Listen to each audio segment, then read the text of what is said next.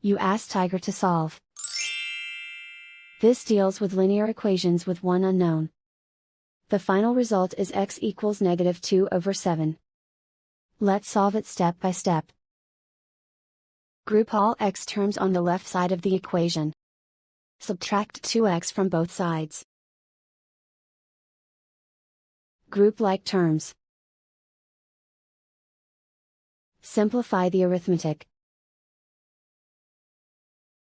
Group like terms. Simplify the arithmetic.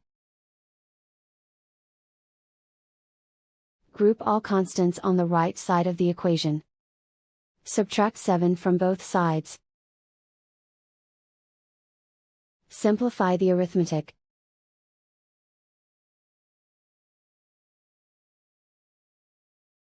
Isolate the x.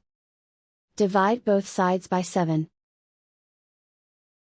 Simplify the fraction.